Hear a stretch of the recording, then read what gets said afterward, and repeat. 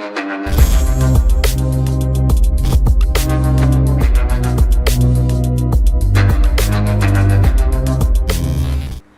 वालेकुम गाइस, कैसे हैं आप। उम्मीद करता हूं कि आप सब खैरियत से होंगे, खुश होंगे और हमारी दुआ है कि आप हमेशा खुश रहें, हंसते और मुस्कुराते रहें।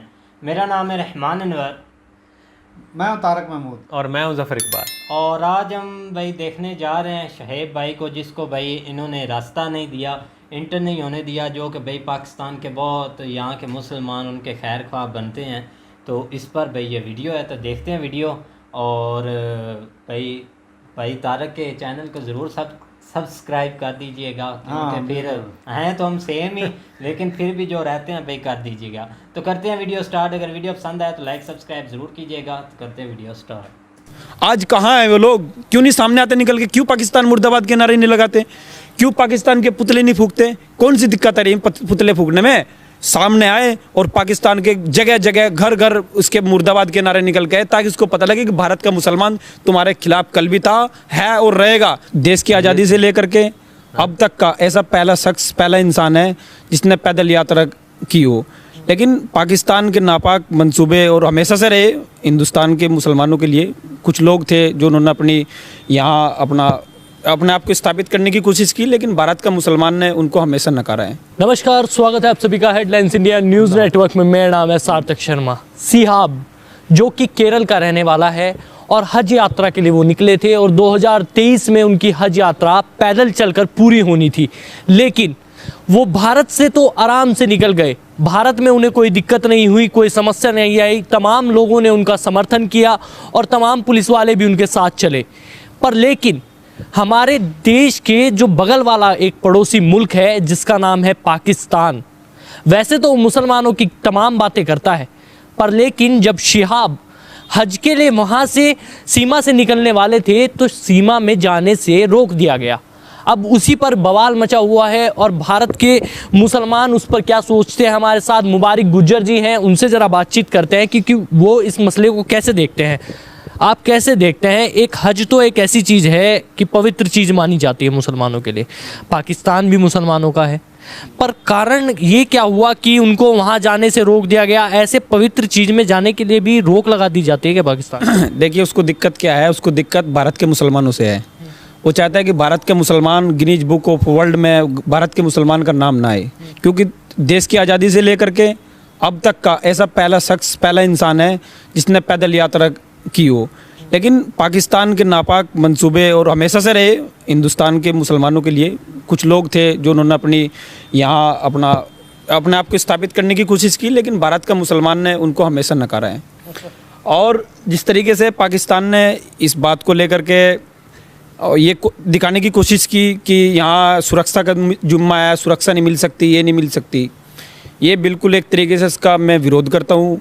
और भारत के मुसलमानों से मैं आपके हेडलाइन इंडिया के माध्यम से बताना चाहता हूँ, और ये मेरी अपनी एक जातिगत राय है, मैं जो मैं आपको बता रहा हूँ कि भारत का मुसलमान, मोदी जी ने हमेशा भारत के मुसलमानों के लिए जो सुविधाएं हो सकती है वो हमेशा से दी है, चाहे वो योजनाएं हो, कुछ भी हो, उसमें भारत के मुसलमानों को हमेशा बराबर की निगाहों से देखा है। अब देख लीजिए, सिहाब चित्तूर की मैं बात करा, सिहाब के लिए भारत में जिस भी स्टेट से वो निकल करके गया है, चाहे वो कोई सा भी स्टेट हो, भारत सरकार ने उसको बाकायदा उसको सुरक्षा मुहैया कराई है। जैसे प्रोटोकॉल दिया है, जैसे कोई वीआईपी जाता हो उसको फूल माला, वहाँ के अधिकारियों ने, पुलिस ने, तमाम अधिकारियों ने उसको फूल से स्वागत किया है।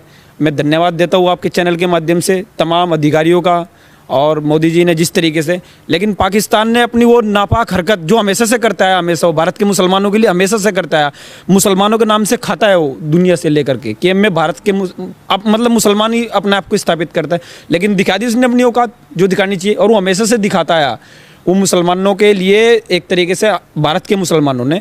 और मैं तो ये कहना चाहता हूँ आपके चैनल के माध्यम से कि मोदी जी अगर बाई चांस की बात करो, पहले तो कभी सोच भी नहीं सकते हम ऐसा, जब तक मोदी जी इस देश का नेतृत्व करें हम सोच भी नहीं सकते।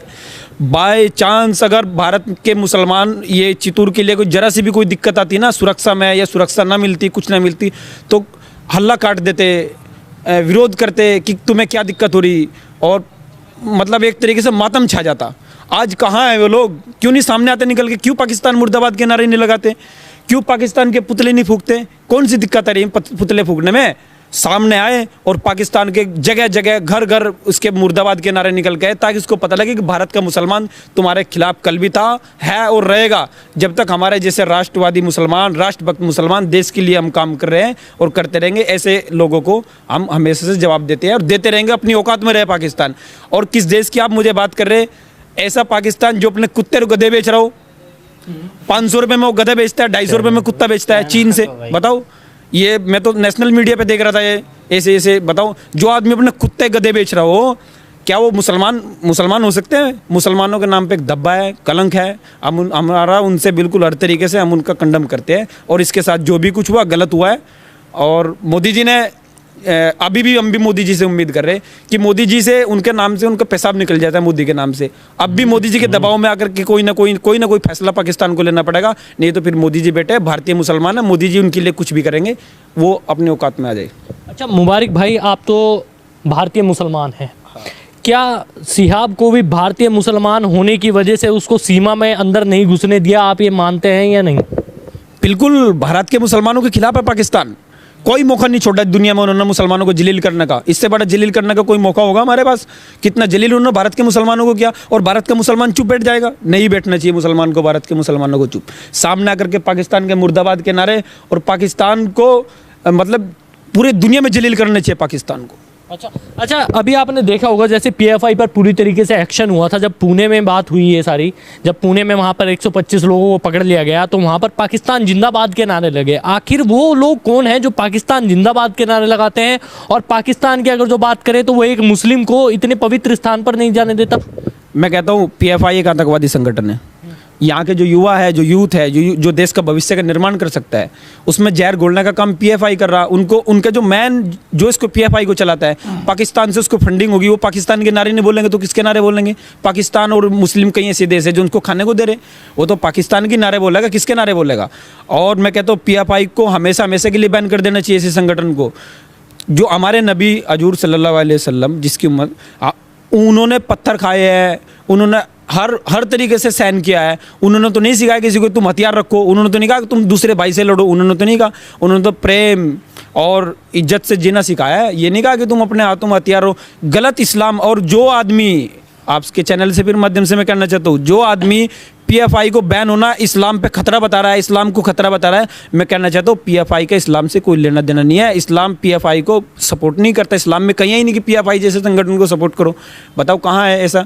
लेकिन कुछ लोग आज इसको इस्लाम से जोड़ करके बैठ गए कि पीएफआई बैन हुई तो कहीं ना कहीं इस्लाम के ऊपर, इस्लाम का इससे क्या लेना देना है मुझे बताओ कम से कम। जो आदमी इसका चेयरमैन हो, एक वक्त की नमाज नहीं पढ़ता और मुसलमानों को अपने बताते हैं कि हम तो मुसलमान। असल में मैं आपको बताऊं, ये लोग आरएसएस से डराते हैं और मुसलमानों के बीच में जाते हैं तो आरएसएस का डर ही दिखाते हैं और उसको साफ कहते हैं कि हमें आरएसएस की तरह एक साक।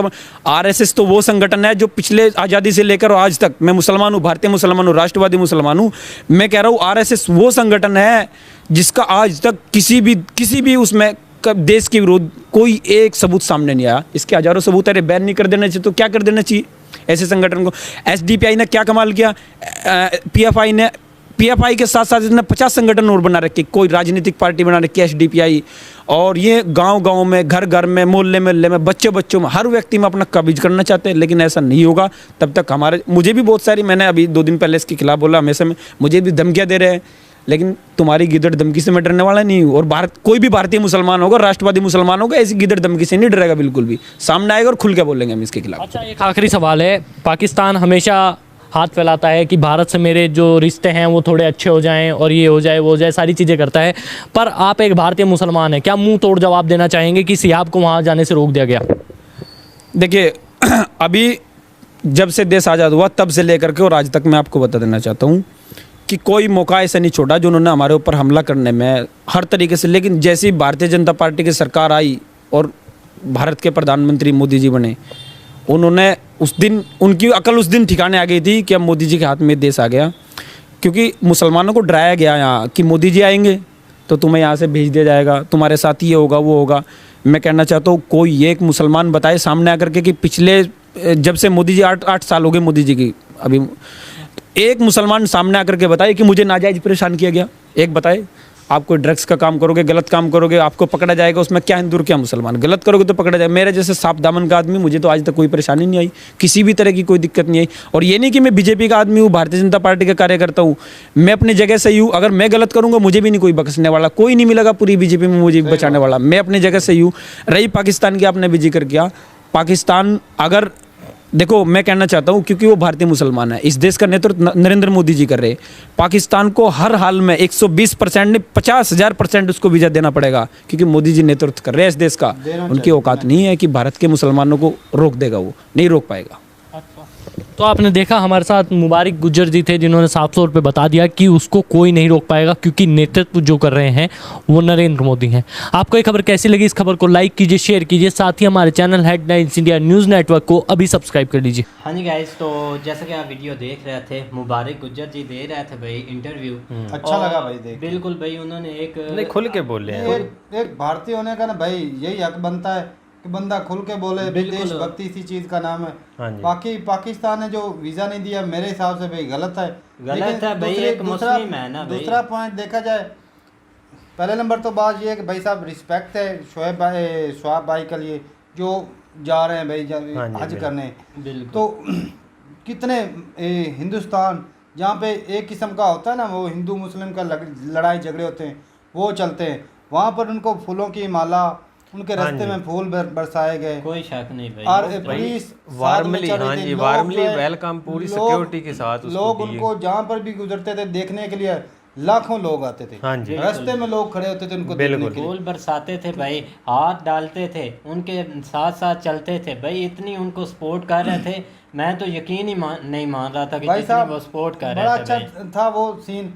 लेकिन पाकिस्तान ने जो वीज़ा नहीं दिया, फिलहाल कोई मजबूरी होगी इसी वजह से रोक रखा है। क्योंकि देखा जाए तो पाकिस्तान में जो हालात हैं भाई साहब, अफ़गानिस्तान के भी जो थ्रेट होते रहते हैं, वो कुछ बम धमाके हो रहे हैं, हमारी आर्मी के ऊपर भी हो रहे हैं। तो सिक्योरिटी जो थ्रेट हो सकता है, शायद इस वजह से नहीं दे रहे होंगे।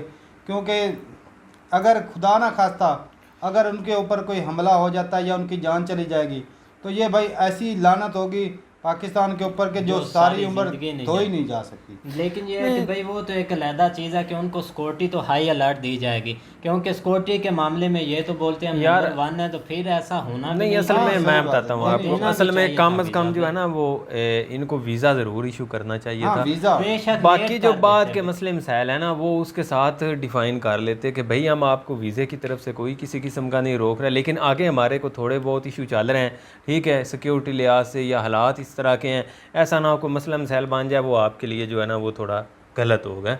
बिल्कुल ये भाई, जो कह रहे हैं तो ना है। कि जो वीज़ा ही नहीं इशू किया, ये डिफ़ॉल्ट है, ये चीज़ माननी ये चाहिए। बात- लेकिन देखा जाए तो गफर भाई एक मुस्लिम कंट्री है, तो सारे मुसलमान, कोई भी, मैं कहता हूँ अगर बंदा सही मुसलमान हो तो कोई भी उसकी हज में कोई रुकावट नहीं बनना चाहिए। नहीं बनना ही नहीं चाहिए। हालांकि मैं तो सोच रहा था जैसे ही वो एंट्री होगा ना, जिस तरह उसको वहाँ पे प्रोटोकॉल मिला है ना, यहाँ से भी यहाँ मैं पे तो भी ऐसे वैसे ही सोच रहा था, मिलेगा, मैं भी। क्योंकि मैं कह ये रहा था कि उससे यहाँ से तो भाई ज्यादा बंदे बढ़ देना चढ़ के चाहिए मिलेगा, था, क्योंकि बिल्कुल उसको जितना वहाँ पे मिल चुका है ना, कोई बंदा सोच भी नहीं सकता था कि इतना उसको प्रोटोकॉल वहाँ पे मिलेगा, जिस तरह का वहाँ पे एक मॉल बना हुआ भाई था। साहब अल्लाह का लेकिन- नेक बंदा कैसे जो सफर इस दौर में, हाँ जी, हाँ बिल्कुल जिंदगी का एक साल जो पैदल चल के गुजारना, बिल्कुल।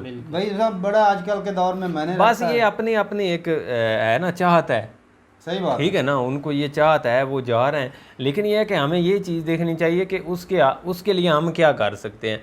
एक आप मुल्क है हमारा, इसको एक मौका मिला है, जब वो यहाँ से गुजरने लगा तो ये छोटे मोटे मसले, मैसेज जाता है। पीसफुल मैसेज ना जाता। हाँ जी, इसी तरह दोस्ती लेकिन बढ़ती यही है चीज़ भाई, जो है ना, हर वो हम जगह। डर रहे थे कि इसको बहुत ज़्यादा एक्साइटेड हम लेंगे, लेकिन वो उल्टी पाट गई हुई है कि अब हम बंदा क्या करे यार। ये अचानक से पाकिस्तान कोई ऐसा काम कर देता है, हाँ जी, हम खुद हमारे भाई परेशान हो वो जाते हैं सर से ही ऊपर गुजर जाता है कि ऐसे कि हो क्या। क्या गया है। क्या रहा तो है, ये भाई हमारे लिए भी शॉकिंग है कि Shocking है, पाकिस्तान ने बिल्कुल। वीज़ा नहीं दिया। हाँ जी, बड़ा भाई, दुख है भाई इस बात का। लेकिन वो सिक्योरिटी थ्रेट जो है ना, वो भी जो है ना, वो आप इस बात को ना मना नहीं कर सकते। बिल्कुल क्योंकि भाई, बहुत लेकिन सारे हर चीज़ को देखते हुए एक बार वीज़ा इशू हो जाता, बेशक उसको बोलते कि थोड़ी लेट कर लें, क्योंकि नहीं लेट तो खैर वो नहीं कर सकता था, उसकी भी रीज़न है क्योंकि उसने उसका जो है ना वो वहाँ तक सफ़र चल रहा था, डिवाइड किया हुआ इतना हाँ जी, सफर जो है हर रोज तय करना होता है। हाँ जी, ये चीज़ होती है ना, फर्क पड़ता है। बिल्कुल भाई। तो बाकी वीडियो बहुत अच्छी थी, भाई ने एक अच्छा इंटरव्यू दिया और अच्छा और भाई मैसेज साहब भी जो दिया। इंडिया के मुसलमान हैं उनके लिए मैसेज ये है कि जो भाई वहाँ के हैं